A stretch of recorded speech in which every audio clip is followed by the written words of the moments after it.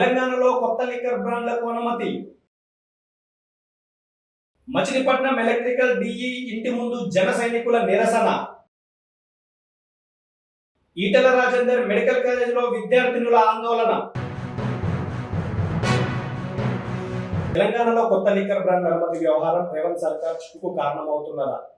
అసలు కొత్త బ్రాండ్లను తెస్తున్న సంగతి ఎక్సైజ్ మంత్రి సీనియర్ నాయకుడైన జూపల్లి కృష్ణారావుకు తెలియదని, శక్తి ఎవరు, నన్ను బద్నాం చేశారు, నా క్రెడిబిలిటీ గంగపాలైందని, ఏ నిబంధనల ప్రకారం మీరు నిర్ణయం తీసుకున్నారు, అసలు దీని అంతటికి కారణం ఎవరో నిగ్గు తేల్చాల్సిందే అంటూ హైదరాబాద్ లో 2 పబ్బులకు అనుమతి ఇచ్చింది ఎవరంటూ, మద్యం షాపు కొత్త పర్మిషన్ ఇచ్చింది ఎవరంటూ ఆయన ప్రశ్నించారు. తక్షణమే విచారణ జరిపి నివేదిక ఇవ్వండి. మంత్రి ఎక్సైజ్ కమిషనర్ బేవరేజెస్ కార్పొరేషన్ జిఎంజి ఆదేశాలు ఆబ్కారీ భవన్ లో 4 గంటల పాటు అధికారులతో సమీక్ష నిర్వహించారు తెలంగాణ ఆబ్కారీ శాఖ మంత్రి జూపల్లి కృష్ణారావు. మచిలీపట్నం ఎలక్ట్రికల్ డిఈ ఇంటి ముందు జన సైనికులు నిరసన తెలిపారు. ఎన్నికల సమయంలో చంద్రబాబు, పవన్ కళ్యాణ్ పై అనుచిత పోస్టింగ్లు పెట్టిన డిఈ మన్యం విజయ భాస్కర్ రావు చంద్రబాబు, పవన్ కళ్యాణ్లకు క్షమాపణలు చెప్పాలని డిమాండ్ చేశారు. మీడియా ముఖంగా క్షమాపణ చెప్పడానికి ముందుకు రాని డిఈ పొరపాటున షేర్ చేశానని మీడియాకు చెప్పినట్లు డిఈ ప్రభుత్వ అధికారి అయ్యుండి కార్యకర్తగా మారి సోషల్ మీడియాలో పోస్టింగ్ పెట్టిన ఉదాంతంపై డిఈ చేత చంద్రబాబు, పవన్ కళ్యాణ్ చిత్రపటాలకు పాలాభిషేకం చేయించారు జన సైనికులు.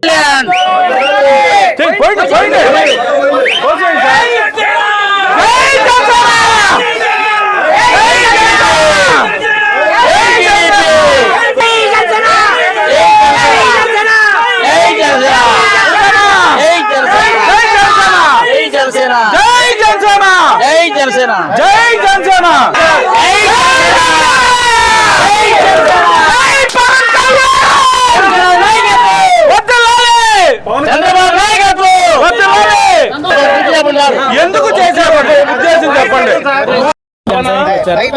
మాకు ముఖ్యమంత్రి గారి మీద, ఉప ముఖ్యమంత్రి గారి మీద చాలా గౌరవం ఉంది.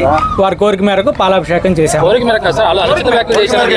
ఏమండి, ఎంప్లాయీస్ పాలాభిషేకం చేయరండి, మీకు అర్థం కాదు. మీ కార్యకర్తలు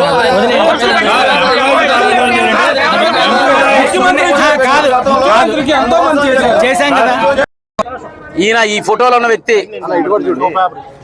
మచిలీపట్నం, కృష్ణా జిల్లా మచిలీపట్నం ఎలక్ట్రికల్ డిఈ.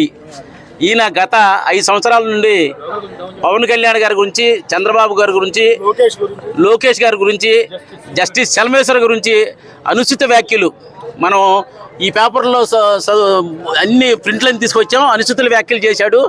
ఈయన ఎప్పుడు దొరుకుతాడని మేము చూస్తున్నాం. ఈ రోజున ఆయన ఇంటికి వచ్చి గాంధీవాదంగా ఆయన్నేమనుకోకుండా ఈ పోస్టులు ఎందుకు పెట్టారంటే, నేను తెలియక పెట్టానంటే అమాయకుడిగా మాట్లాడుతున్నాడు. డిఈ ఆయన ఎలక్ట్రికల్ డిఈ. ఈ విధంగా ఎవరు పెట్టినా కూడా, ఎక్కడ పెట్టినా కూడా ఎవరిని క్షమించేది లేదు. మా పవన్ కళ్యాణ్ గారి గురించి కానీ, చంద్రబాబు గారి గురించి కానీ, ఎవరి గురించి అయినా సరే ఎక్కడ పెట్టినా కూడా ఆయన అంతకుముందు 2-3 సార్లు చెప్పుంటాం మేము. చెప్పినా కూడా ఆయన ఫోన్లో ఇప్పుడు వరకు డిలీట్ చేయకోకుండా ఈ చూడండి, చంద్రబాబు గారు జైలుకి పోతే రోడ్డు మీద దొరిలాంటే పావలాగాడు. ఇదండి పెట్టేది పోస్టులు. ఇట్లా రకరకాల పోస్టులు. ఎరా పావలాగా మీ అన్న చేస్తే సంసారం, జగనన్న చేస్తే విచారమా? అయినా ఇది జగనన్న ఇల్లు కాదురా, ప్రభుత్వ భవనం. ఆయన గవర్నమెంట్ ఎంప్లాయీ ఉండి ప్రజలు కట్టే ట్యాక్సులు తీసుకుంటూ ఉండి ఆయన ఈ విధంగా వ్యాఖ్యలు పెడతాం. అట్లాగే ఇటువంటి వారు ఎవరైనా సరే ఎక్కడున్నా సరే వదిలిపెట్టకుండా జన సైనికులు వాళ్ళు తాట తీస్తామని తెలియజేస్తూ, ఇంకొకసారి ఈ డి గారిని ఎప్పుడైనా మాని ఇట్లాంటి వ్యాఖ్యలు మాని ఉన్నాయని డిలీట్ చేసి చేయాలని చెప్పి కోరుకుంటూ ఆయనతో పాలాభిషేకం చేయడం జరిగింది. ఆయన క్షమించమని చెప్పమంటే ఎంతో బాధపడి నేను అర్జెంటు టాయిలెట్కి వెళ్ళాలని పైకి వెళ్ళిపోయాడు. ఆయన హెల్త్ రీత్యా ఆయన వదిలేసాం, లేకపోతే మామూలుగా అయితే వదిలిపెట్టే ప్రసక్తే లేదు. రాబోయే కాలంలో కానీ, గతంలో కానీ ఎవరన్నా పెట్టుంటే డిలీట్ చేయండి. ముండా కొడుకులారా, మీరు ఎక్కడున్నా కూడా ఇట్లా రోడ్డు మీద లాక్కొచ్చి తంతం జరుగుద్ది.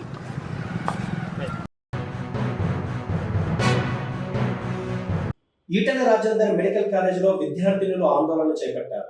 అధ్యాపకులు దుర్భాషణలతో బయటకు చెప్పుకోని విధంగా మాట్లాడుతూ మానసికంగా ఇబ్బందులకు గురి చేస్తున్నారని విద్యార్థులు కన్నీళ్లు పెట్టుకున్నారు. ఈ అధ్యాపకులను తొలగించి వేరే అధ్యాపకులను నియమించాలని విద్యార్థుల ఆందోళనకు దిగారు.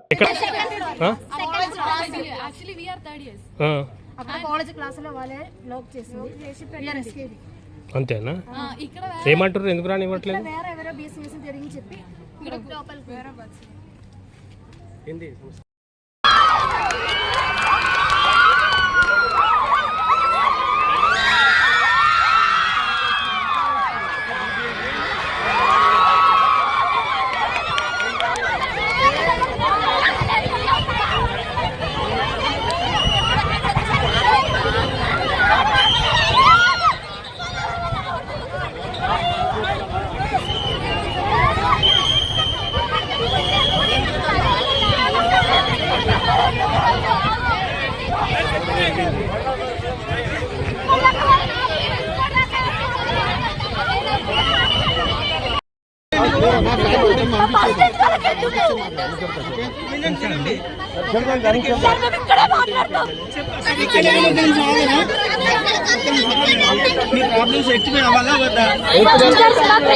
కావాలి కదా.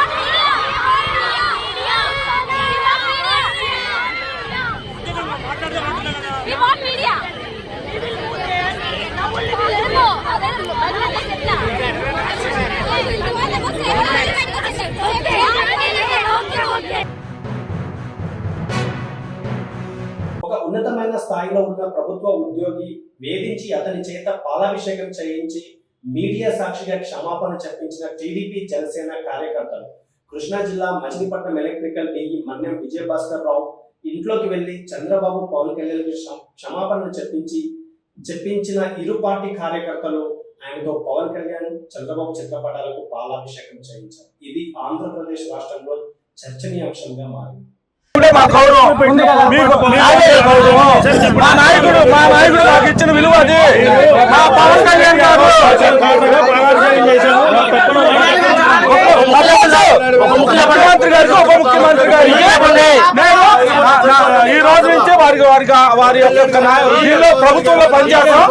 అది ఒక్క మాట చెప్పండి, మా సంతృప్తి కోసం ఒక్క మాట చెప్పండి, మేము వెళ్ళిపోతాం. అది ఒక్క మాట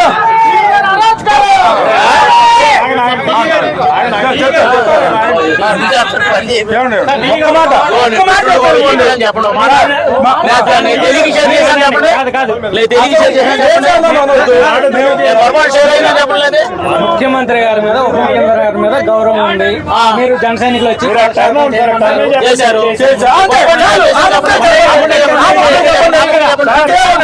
అదే చెప్పండి.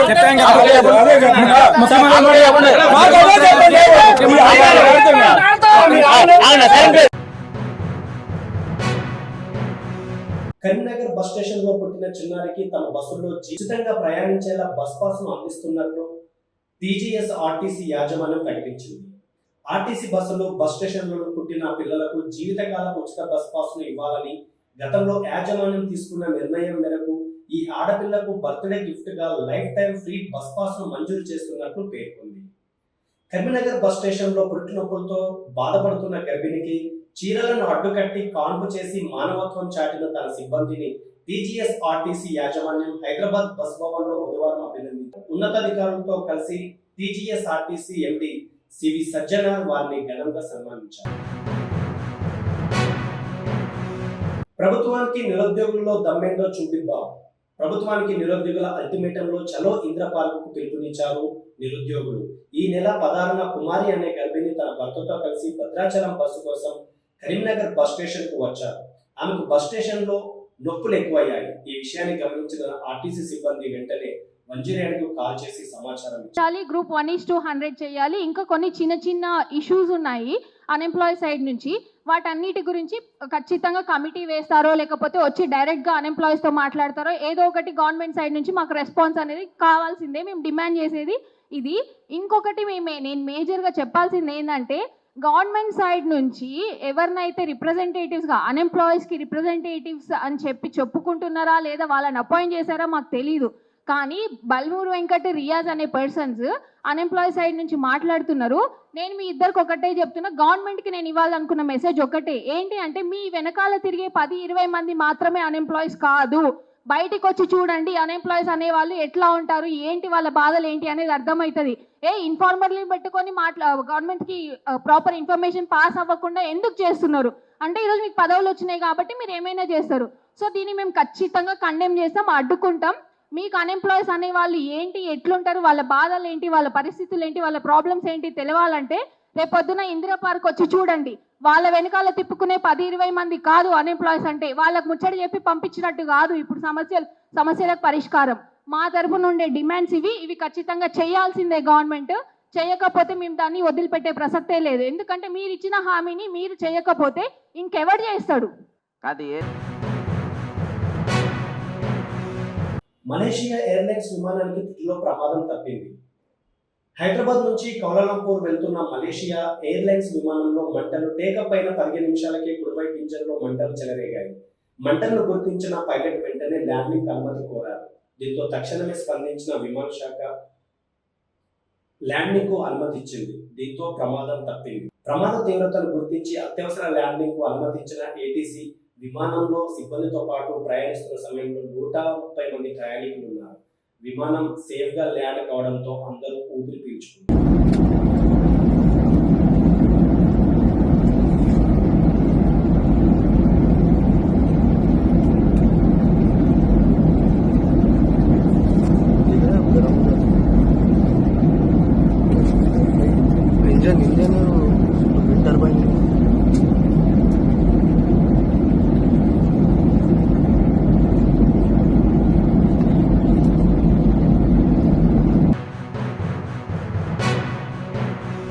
మెదక్ కొల్చారం మండలం కేంద్రంలో జిల్లా పరిషత్ ఉన్నత పాఠశాలలో బడిబాట కార్యక్రమంలో పాల్గొన్న మంత్రి Konda Surekha, Narsapur BRS MLA Sunitha Reddy. Protocol విషయంలో మంత్రి ఎమ్మెల్యే అనుచరుల మధ్య తోపులాట జరిగింది. అక్కడే ఉన్న పోలీసులు కలిగి చేసుకుని ఇద్దరిని సంధాయించి సమస్యలు పరిష్కరించారు.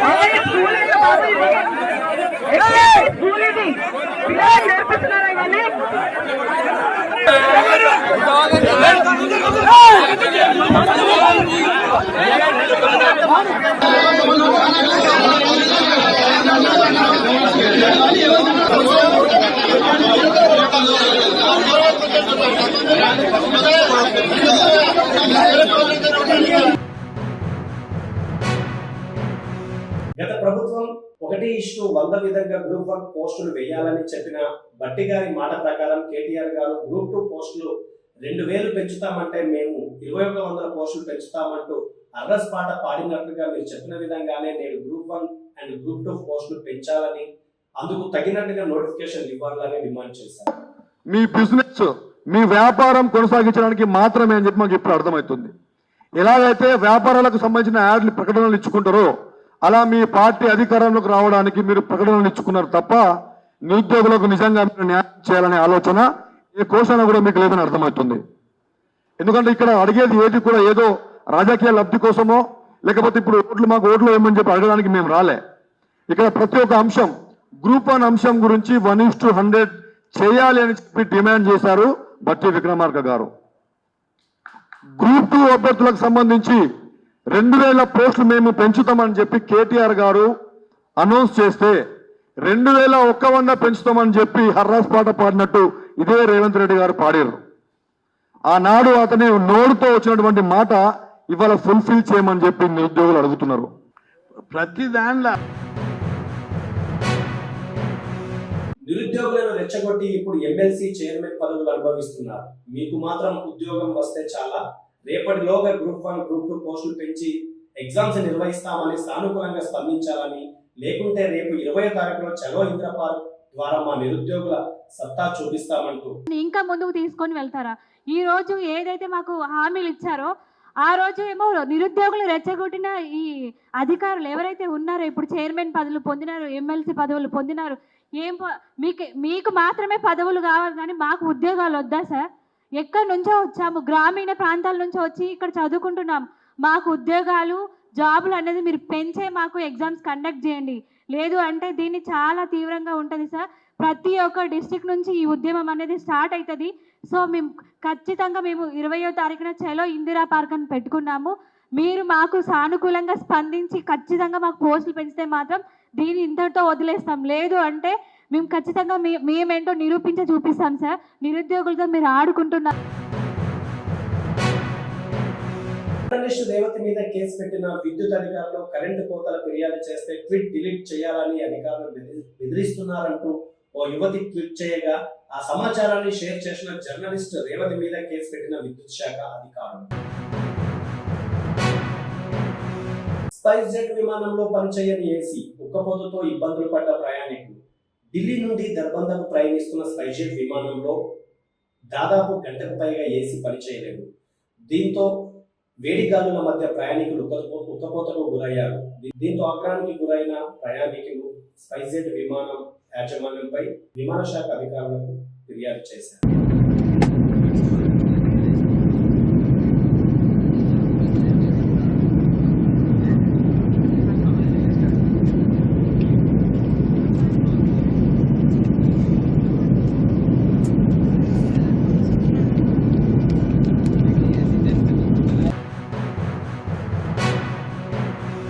డబ్బులు ఇవ్వకుండానే ఓ వృద్ధుడి భూమిని రిజిస్ట్రేషన్ చేయించుకున్న పెద్దపల్లి ఏసీబీ. పురుగుల మందు డబ్బాతో బాధిత వృద్ధుడి ధర్నా.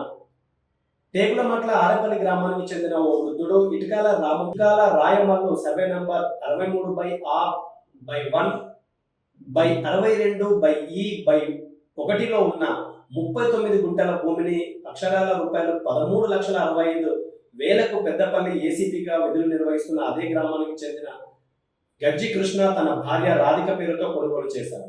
ఒప్పందం ప్రకారం మొదట 7 లక్షల రూపాయలు చెల్లించి రిజిస్ట్రేషన్ సమయంలో మిగిలిన 6,60,000 రూపాయలు ఇవ్వాల్సి ఉంది. అయితే రిజిస్ట్రేషన్ రోజున డబ్బులు తీసుకువచ్చిన ముసలాయనకు డబ్బులు ఇవ్వలేదు.